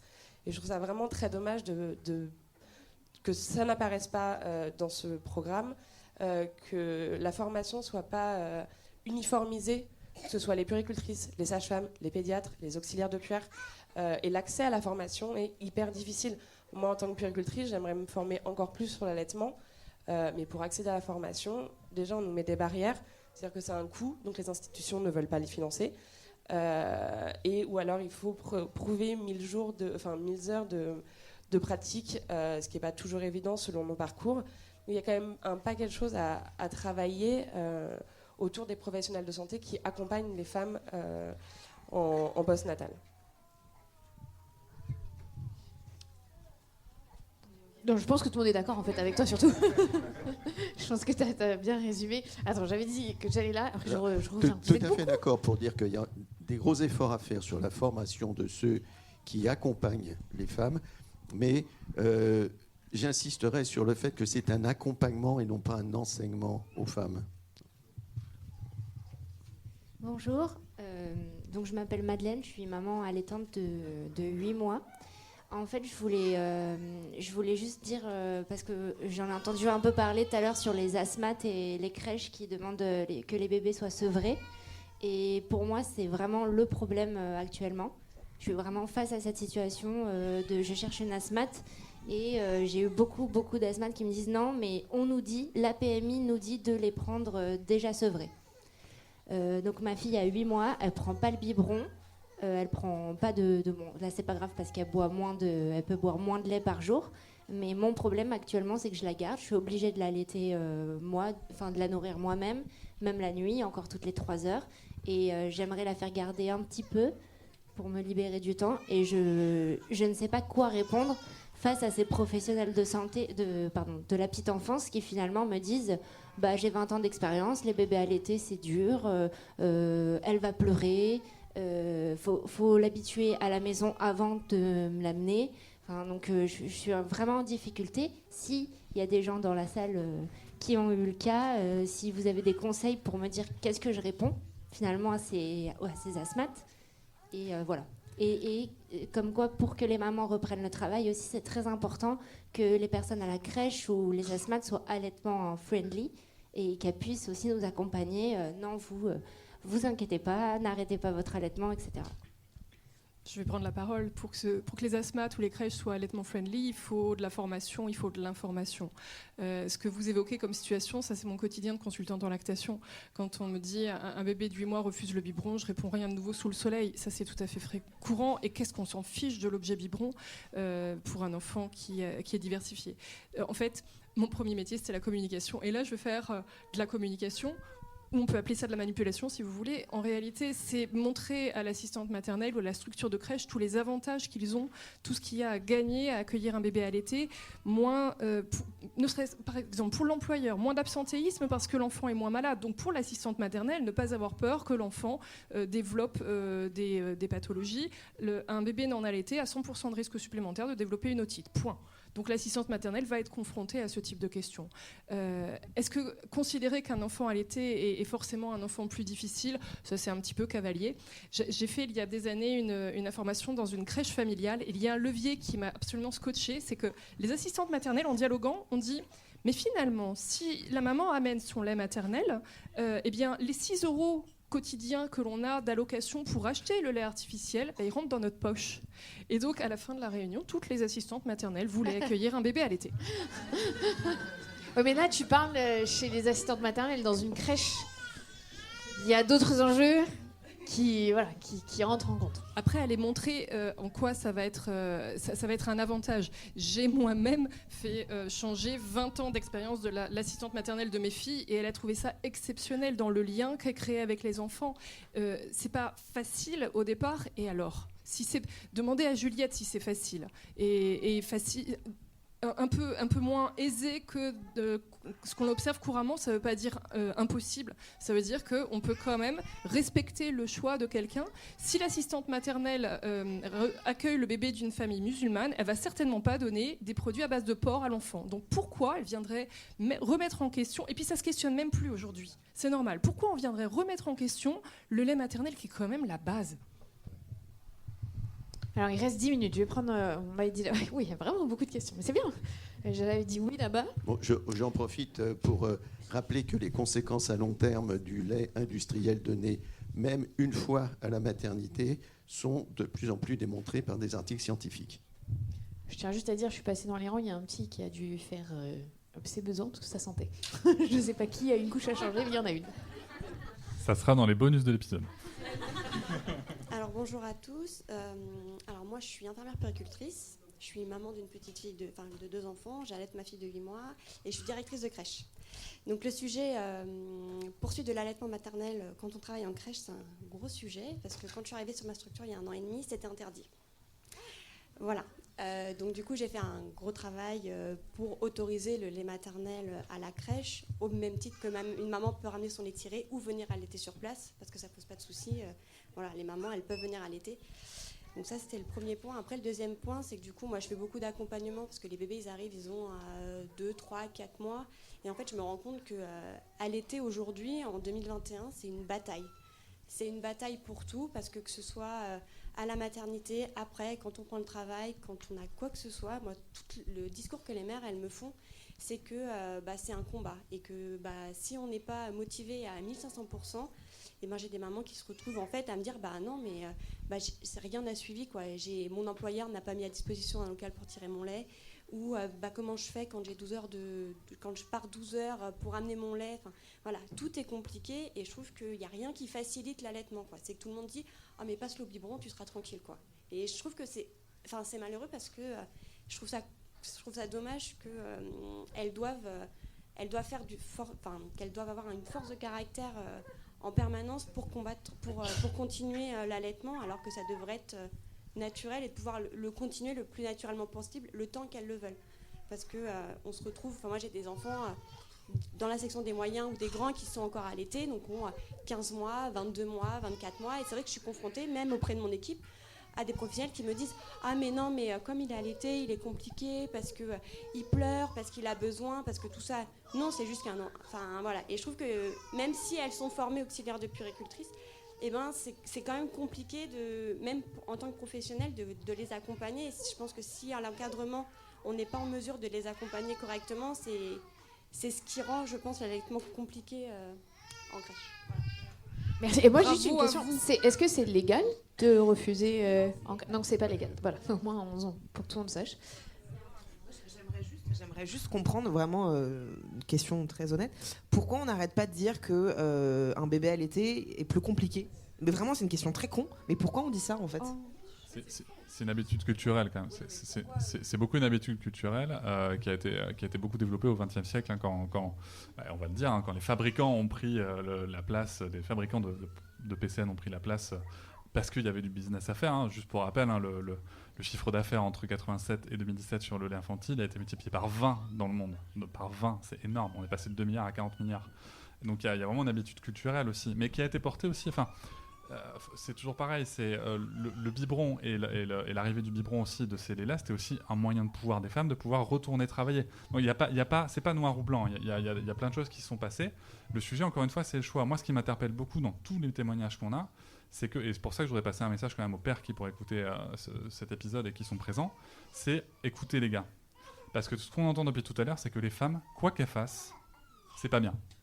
Quoi qu'elles fassent, elles s'en prennent plein les dents. Oui, sauf que quand t'es papa, quoi que tu fasses, c'est génial.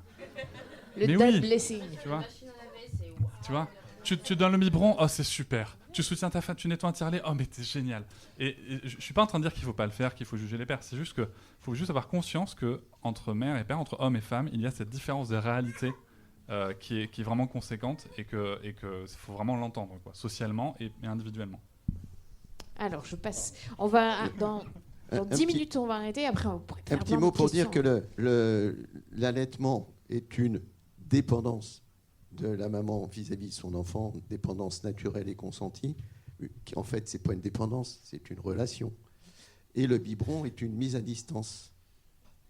Et donc, il y a quelque chose de l'autonomie vis-à-vis du fait de nourrir son enfant. Pourquoi, dans les réunions prénatales, il y a des mamans qui me disent « Oui, moi je vais allaiter, mais quand même, je voudrais que mon mari participe, alors je voudrais tirer du lait pour qu'il puisse donner mon lait au biberon au bébé. » Vous voyez, il y a ce côté de s'affranchir de l'obligation de donner le sein. Et ce qui peut aussi conforter l'idée d'essayer l'allaitement. Moi, je suis plutôt OK avec ce type de discours, dans le sens où je trouve dommage de ne pas essayer. Quand on a peur d'être tout seul, c'est hyper culpabilisant et il faut quand même avoir de sacrées couilles pour se dire je vais accoucher d'un enfant et il va dépendre de moi et il va vivre parce que je vais le nourrir et je vais être malade, je vais être au bout du rouleau mais je vais devoir continuer à donner le sein et tout. C'est quand même assez flippant. Donc c'est vrai que tous ces discours, quand on entend des femmes dire moi je veux direct introduire le biberon et tout parce que je veux, on parlait de sortir, voilà, il y a plein de femmes qui adorent le sport, qui ont besoin de dormir, en fait il se passe plein de choses dans notre quotidien et je crois que c'est un petit mélange de, il faut pas aussi culpabiliser les parents de pas avoir trop envie que leur quotidien change parce qu'on parle d'allaitement mais il y a quand même une grosse dépendance, c'est un sacré don de soi d'allaiter. Pour plein de raisons, que ce soit des fois des carrières professionnelles, on parlait de sport, etc., juste d'avoir envie d'avoir du temps pour soi, qu'on a quand même moins quand on allait, faut pas se mentir. Donc voilà, je pense qu'on parlait de dépendance de bébé, il y a forcément un rapport qui va être... c'est un cercle, c'est un cercle vertueux l'allaitement, mais il y a aussi le côté, c'est pas négatif parce que chacune le vit. Moi, j'adorais être collée à mon bébé, j'adorais sentir ce côté vase communicant. J'ai besoin de lui, il a besoin de moi. C'est quelque chose que j'ai super bien vécu, mais parce que j'étais ok avec ça. Mais je sais pas comment expliquer. Il faut entendre aussi que ce soit une charge et que ce soit. C'est une charge en plus dans le foyer qui est malheureusement biologiquement parlant, qui pour une part dépend que de la mère. Et c'est là que ça devient très intéressant, c'est que par rapport à ce que disait Dominique, c'est que ça veut aussi dire que quelque part on perçoit l'enfant, notamment le nourrisson, comme simplement un espèce d'estomac à taille variable doté d'une alarme, comme dirait Ingrid Baillot. Mais c'est bien plus que ça. Et je pense que si on veut comprendre l'allaitement, et notamment pour les pères pour s'investir, il faut aussi comprendre le lien d'attachement et l'ensemble des autres comportements proximaux qui permettent ce lien d'attachement et qui permettent de sécréter toutes les hormones qui vont avec et qui permettent de créer du lien. Il y a l'allaitement, il y a tout ce qu'on peut faire à côté. Ça faut aussi, et ça sera peut-être un autre podcast. Oui, non, juste plutôt une remarque. Donc, moi, c'est Paola. Ça fait 3 mois que j'allaite ma petite fille. Donc, première fois pour moi. Je pense aussi qu'il y a une question du discours, en fait. Quand j'avais commencé à allaiter mon enfant, j'ai accouché à une maternité super. Je me suis entourée je suis allée chercher des professionnels de santé qui me convenaient parce que j'avais envie d'être accompagnée. Et le discours que j'avais des autres mamans, dans mon entourage, il n'y en a pas beaucoup, mais c'était c'est normal que ça te fasse mal. En fait, c'était normal de souffrir. Et je trouve que c'est pas normal de souffrir quand on allaite. Donc c'est pour ça que quand j'ai eu la chance d'aller chercher une consultante en lactation qui nous a accompagnés avec mon mari, je lui disais, je trouve pas ça normal. Et en fait, les femmes, on nous habitue à souffrir. Mais si on nous dit qu'il faut souffrir pour être belle, alors autant vous dire que pour allaiter, tu peux y aller. Hein. Exactement. Et la douleur, rappelons-le, est un symptôme, un signal d'alerte pour réagir. Donc banaliser la douleur, considérer que ça fait partie du jeu, c'est inadmissible. Non, si ça fait mal, c'est qu'il faut absolument devenir l'emmerdeuse publique pour harceler le monde jusqu'à ce qu'on trouve la cause et qu'on la règle. On n'a plus le droit de souffrir aujourd'hui. Hein. Dans les hôpitaux, la douleur est pourchassée. Dans tous les services, on a des... Hein, Officiellement. On fait une petite pause, il y a un petit bateau qui passe là.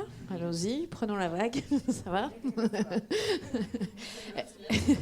on va bientôt terminer. Je vais prendre encore 3 questions et après, vous inquiétez pas, là-haut, il y aura tout l'espace pour parler. J'aurais aimé. Est-ce qu'il y a un papa ici qui aurait une question? Est-ce qu'il y a des papas ici, les gens qui écoutent, ils l'ont pas, visuellement ne vous voient pas. Moi j'en vois, mais je peux les dénoncer. Est-ce qu'il y a des papas qui auraient des questions? Ça m'intéresserait. Allez, alors ok, on dit ok. Donc je dis ce qu'elle a dit, je suis une maman, mais c'est le papa qui a envoyé une question par texto. Bonjour. Du coup, le papa a envoyé une question, c'était comment je peux soutenir ma femme qui allaite? Parce que c'est vrai qu'on s'engueule pas mal. J'ai pas encore écouté ton podcast sur le premier enfant, les engueulades et tout. Et donc c'est vrai qu'à chaque fois il me dit « Ah mais je peux pas, j'ai pas de sein ». Et c'est assez difficile. Et par exemple, hier, on s'est vachement engueulé et je voulais me casser. Et j'ai appelé un taxi et tout, j'ai fait « Je me casse ». Et après, j'ai fait « Mais en fait, je peux pas ». Je peux pas me casser, j'ai un bébé. Et après, il était là « Donc, je me casse avec le bébé ». Et après, il était là « Ah bah non, je garde le bébé ». J'étais là « Bah en fait, elle va crever si... Bref, et du coup, là, il me dit « Ok, j'ai pris conscience, machin, il faut que je la soutienne. Mais comment? Parce que je n'ai pas de sein. » Déjà juste, vous voyez que tu n'es pas seule à vivre ça. Hein, parce que si tu fais rigoler autant de gens, c'est qu'on a tous vécu à un moment ce petit baby clash peut-être, ou en tout cas ce moment de « Ah mince, je veux partir, mais non, en fait, j'allaite. » Vas-y, toi, Cédric ou Tristan déjà, allez-y. Si tu tu pourras. En fait, ça c'est un vrai sujet tellement important parce qu'au-delà de qu'est-ce que je fais pour l'allaitement, on pourrait parler de donner les bains, on pourrait parler de plein de choses, mais ça vient poser dans les couples hétérosexuels français classiques un vrai sujet. Et Clémentine parlait de baby clash, un sujet qu'elle connaît. C'est la place de comment ça se passe à la maison en fait. C'est ça que ça revient à mettre au centre du jeu. Parce que comment aider la femme qui allaite? Déjà en s'assurant que en fait, il faut vraiment prendre en considération la charge mentale du foyer global, hein, aussi en prenant en compte le travail à l'extérieur du foyer, et se dire ok, il y a une charge qui vient s'ajouter qui est biologique et qui est forcément pour la mère. Donc il faut redistribuer toutes les cartes.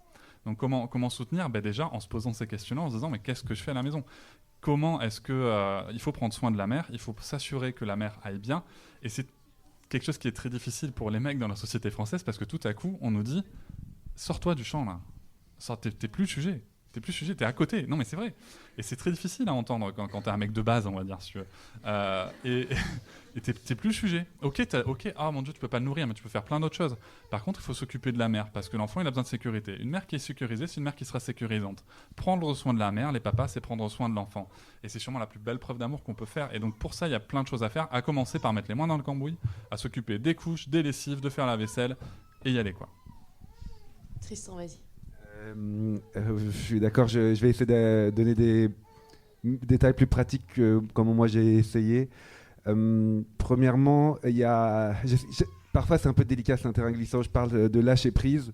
Je dis toujours à ma femme, fais-moi confiance aussi, fais-moi confiance. Donc par exemple, il y avait un moment donné où j'avais une lâcheté paternelle, j'appelle ça quand le bébé pleure la nuit, je l'entends mais je reste. Et elle se réveille, et puis après, elle allaite, ça m'arrange. Et puis un jour, j'ai dit, on fait le tire-lait avant, puis je me réveille la nuit. Ah, elle avait pas envie une fois, je répète, 2 fois, 3 fois. Au bout de 2 semaines, elle a accepté le tire-lait, et du coup, je me réveillais la nuit pour donner le biberon. Ce que je veux dire, c'est que c'était aussi une discussion, enfin, donc moi, mon conseil la nuit, en tout cas... c'est clair, c'est le tire-lait juste avant, avec la possibilité pour papa de donner le biberon. Moi, ça a vachement bien marché dans mon couple quand ça commençait un peu à capoter. Et ça passait pas que par le papa. C'est une décision de couple, il faut le dire. Et Dominique, vous êtes papa allaitant ? Quand en réunion prénatale, les mamans me disaient ce que j'ai dit tout à l'heure, moi je voudrais bien que mon compagnon puisse participer, alors j'ai envie d'allaiter, mais comment faire ? Alors je disais, c'est très simple. La tétée de nuit, quand vous entendez bébé qui commence à se manifester, c'est vous qui avez les seins qui coulent, donc c'est vous qui le prenez, qui le mettez au sein. Et puis quand il a fini de téter, quand vous avez entendu le bruit significatif de fin de tétée dans la couche, vous faites comme ça. Et il participe. C'est lui qui va se lever, c'est lui qui va aller changer la couche, pendant que vous récupérez tranquillement. Voilà. Donc, je pense qu'une aventure commencée à deux va se continuer à deux. De plus en plus de pères, j'en ai eu le témoignage en les voyant en réunion de préparation à la parentalité, de plus en plus de pères commencent à prendre une place de père pendant le temps de la grossesse, à se projeter. Il faut les aider à se projeter dans une vie à deux autour de l'enfant. Il n'y a pas d'activité domestique qui soit liée au sexe. Un aspirateur reconnaît aussi bien une main d'homme qu'une main de femme. Et tout ceci doit être naturel, spontané, dans une interaction continue. Alors, c'est pas simple parce que les pères ont appris à se réfugier au travail. Et je vous invite à lire un livre, j'ai aucun intérêt dans la chose. Pourquoi les pères travaillent trop ? Oui. Avec Cédric, on l'a lu ce livre. Et puis également, formuler les choses clairement. Quand on est une femme, on a soif, on dit « Oh, j'ai un peu soif ». Non, là, tu vas me chercher un verre d'eau, s'il te plaît. C'est tout bête, mais il y a des choses comme ça qu'on n'est pas capable d'exprimer parce que ce n'est pas notre mode de fonctionnement. C'est « J'ai terminé d'allaiter, peux-tu mettre bébé en écharpe et aller faire une balade et moi, je vais dormir ?» Des petits exemples comme ça. Et j'arrête de parler de la Norvège, mais ça me fait juste penser qu'en Norvège, on a la journée du papa. C'est après la naissance de l'enfant, tous les papas vont se réunir et vont pouvoir poser des questions qui leur semblent un peu bonnes, qu'on n'a pas forcément, qui font parfois un peu honte.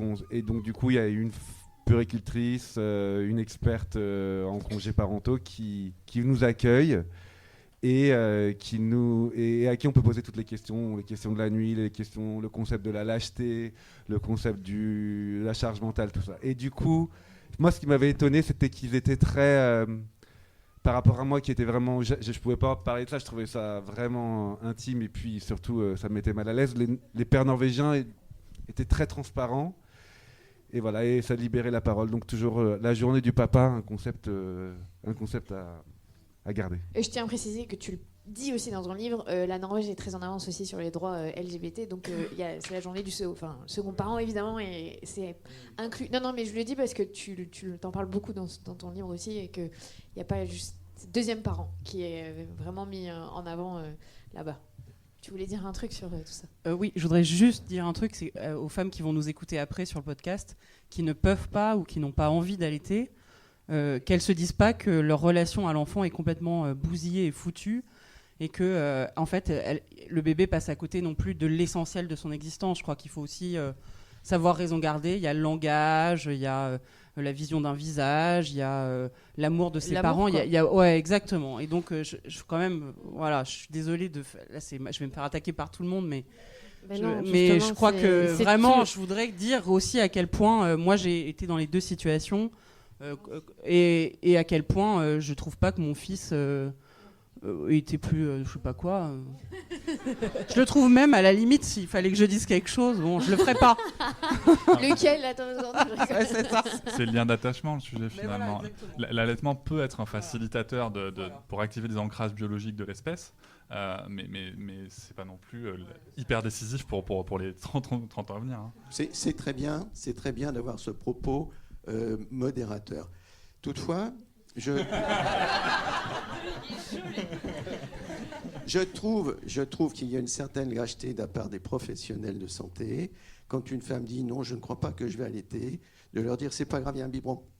Oh, ça prend pas beaucoup de temps de prescrire un biberon. Il n'y a même pas besoin de chercher la marque, elle est sur le stylo bic qu'on a dans la poche. Hein. Alors qu'on peut très bien dire vous n'avez pas l'intention d'allaiter, on peut en parler ou pas. Tu vois, une stratégie aussi possible pour notre gouvernement, ça serait par exemple de proposer une consultation avec une IBCLC remboursée avant la naissance, pour que la mère puisse parler avec une professionnelle sur le sujet et qu'elle soit informée. Après, elle fait son choix, mais au moins on est sûr qu'elle est informée. Mais commencez simplement par afficher le titre. La profession d'IBCLC n'existe pas en France, figure-toi. Ça n'existe pas. Ça n'existe pas. Et tu sais, donc je fais un hors-série tous les mois, et celui du mois dernier était sur le sevrage de l'allaitement, et les 2 premières questions étaient à la maternité, je ne souhaite pas allaiter, comment je fais le sevrage ? Parce que c'est aussi une réalité. Comment est-ce que comment ma montée de lait, je la gère pour ne pas en souffrir trop. Et ça, il y a les femmes qui prennent le biberon, elles sont aussi laissées pour compte et elles auraient besoin d'une consultante en lactation ou d'une sage-femme spécialisée ou d'une auxiliaire puériculture qui puisse les accompagner correctement dans cette étape-là. Donc en fait, ça concerne toutes les femmes. Finalement. Non mais qu'on arrête de se séparer en deux, c'est une aventure pour toutes les femmes là-dedans. Bon, c'est bien parce que la question du papa, elle a soulevé plein de choses. J'en prends 2 dernières au milieu là, ok. Et après, vous inquiétez pas, vos questions, on pourra les entendre tout à l'heure là-haut. Mais mon podcast, si après il fait 3 heures, je pense qu'il y a des gens qui les écouteront moins. Alors bonjour, je suis Vanessa, je suis enseignante spécialisée. J'ai allaité ma fille qui a 2 ans aujourd'hui, 22 mois. Et on parle beaucoup de la mise en place de l'allaitement et de l'accompagnement durant l'allaitement. Mais moi, je trouve de ma position personnellement que la fin de l'allaitement était très difficile à vivre. Je l'ai vécu 2 fois avec le même allaitement. C'est-à-dire que la reprise du travail, pas forcément trouver des moyens de tirer mon lait. À 6 mois, ma fille a commencé à bouder le sein, parce que je faisais un allaitement mixte. Et je l'ai vécu vraiment comme un deuil. De ne plus pouvoir avoir ce moment, ce corps à corps.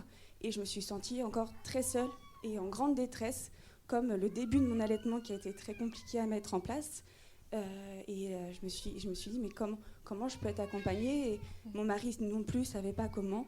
Il me disait, mais t'inquiète pas, tu auras d'autres moments à vivre avec ta fille. Et puis tu auras un autre enfant que tu pourras allaiter. Mais il ne comprenait pas que avec ma fille, c'était fini. C'était fini et il aurait pu. Et bon, après...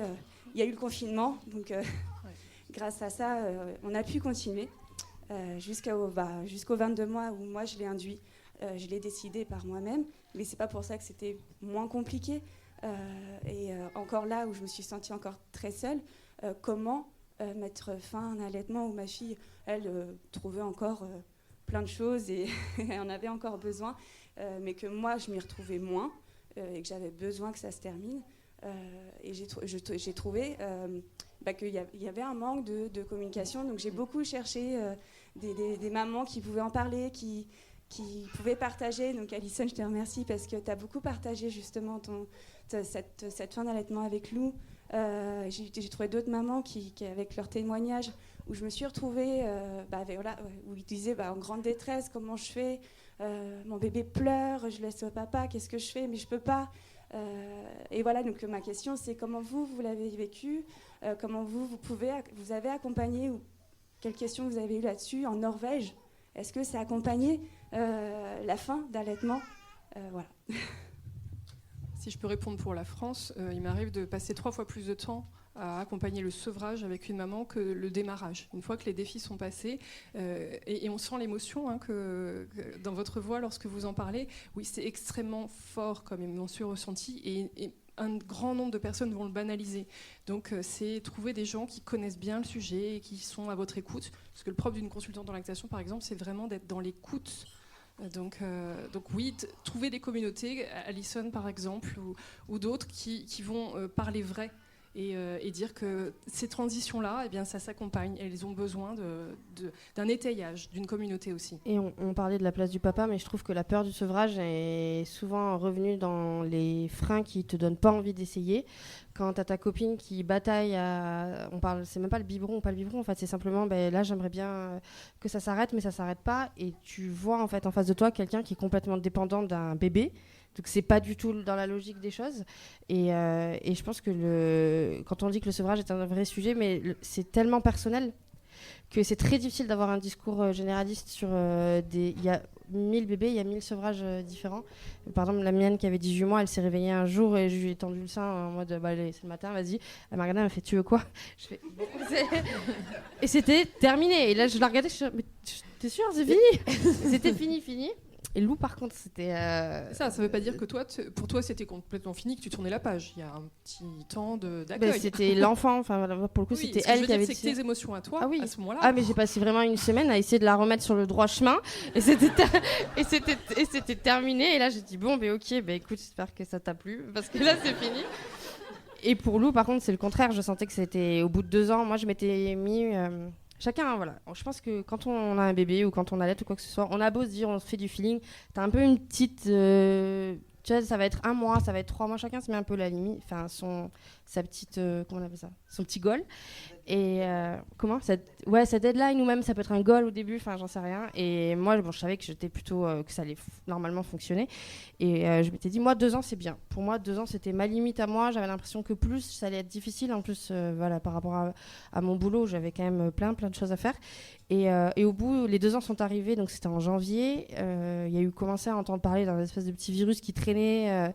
J'ai fait ça pue un peu peut-être d'arrêter là tout de suite. À tout moment on n'aura plus rien à manger. Donc je me suis dit je vais peut-être continuer un peu et donc on a fait un peu de rab mais à partir de ces 2 ans jusqu'à ces 2 ans et demi nous notre sevrage a duré 6 mois vraiment et c'était tous les jours je lui parlais tous les jours je disais on va bientôt arrêter mais j'y croyais pas enfin on a mis du temps et le jour où ça a été la dernière tétée je l'ai senti parce que tout simplement c'était tellement doux et tellement tout en douceur que ce jour-là je me suis dit bon là c'est la dernière je l'ai filmé je pense que je la revois je chiale un peu et parce qu'on s'est complètement écouté.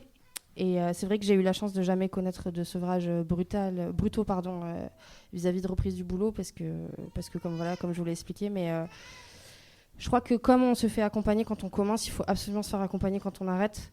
Tout ce qui est... des fois, il y a des maladies, il y a des opérations, il y a énormément des chocs psychologiques, il y a le boulot, il y a des milliards. Le papa, parfois, ou la deuxième maman qui en a marre et qui un peu insiste pour que ça s'arrête.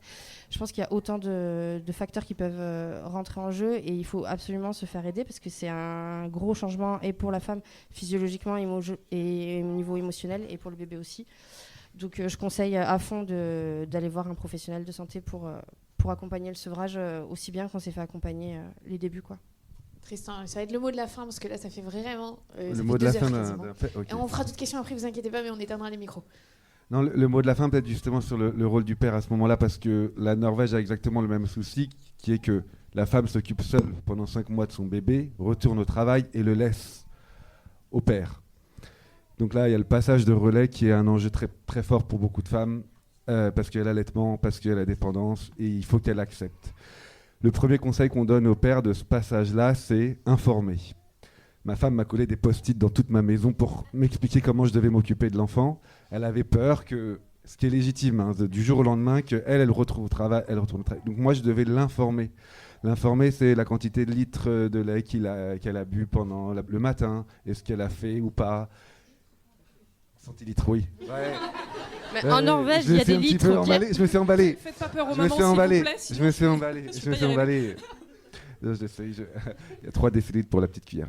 Le rôle, pour moi, qui est très important, c'est d'en rassurer dans ces moments-là, en expliquant comment ça se passe avec l'enfant. Et je dis ça parce que aujourd'hui, vous avez la possibilité, avec le nouveau congé paternité, de discuter au sein du couple si ce congé paternité doit être pris au moment de la naissance et puis pendant le prochain mois, ou vous avez aussi la possibilité offerte avec la flexibilité de le passer potentiellement une fois que vous avez fini votre congé maternité. Sur les 28 jours, il y en a 21 que vous pouvez poser quand vous voulez. Et j'invite tout le monde à réfléchir à ce moment-là de votre vie qui peut coïncider avec un allaitement qui s'arrête, en se demandant finalement vous passez le relais à votre conjoint, deuxième parent, mari, et je pense que aussi c'est quelque chose qui est assez réconfortant de se dire que ça continue avec son conjoint. Et je sais qu'en Norvège, le fait qu'une femme arrête et sait que finalement c'est son mari ou son conjoint qui va s'en occuper par la suite est un facteur aussi d'assurance et de diminution du stress. Et j'arrête. Merci beaucoup. Alors, je précise aussi pour ceux qui n'ont pas lu ton livre, mais que toi, quand tu as fini d'avoir gardé ta fille pendant les 5 mois, tu as vécu presque nous, on vit toutes. C'était très dur pour toi de laisser ton bébé à la personne qui allait s'occuper, qui était ni ta femme, mais une autre personne. Donc, encore une fois, ce n'est pas un genre, c'est juste que tu as passé du temps avec ton enfant, que tu t'y es attaché, et donc tu as vécu ce que nous, on vit quand on laisse au deuxième parent, tu vois. Donc, tu sais bien, tu t'es mis aussi à la place... Le paternity blues, ça s'appelle, voilà. Et Et tu l'as ressenti. Non, mais je le dis parce que c'est hyper intéressant quand j'ai lu ton livre de voir qu'au final, ça rassure, de se dire que c'est normal, on élève des enfants, on s'y attache, et de le laisser à quelqu'un autre que soi, c'est difficile. Et ça l'a été aussi pour toi au départ, avec... C'était pas la babysitter, mais la personne qui s'en occupait. Merci beaucoup. Je sais qu'il y avait encore des questions. Je suis désolée, on va s'arrêter là. Et il n'y aura pas de problème. On va monter pour subir un petit peu moins les vagues. Et on va prendre un verre. Et vous pourrez poser toutes vos questions. Un grand merci, Alison, d'avoir organisé cette table ronde qui était franchement trop intéressante. Franchement, sans table. Sans table. C'est une table ronde sans table, on est sur des chaises. Merci beaucoup à vous d'être venus avec vos bébés, avec vos nourrissons, en couple, seuls, d'avoir fait le déplacement. Et puis, on va boire un coup. Merci.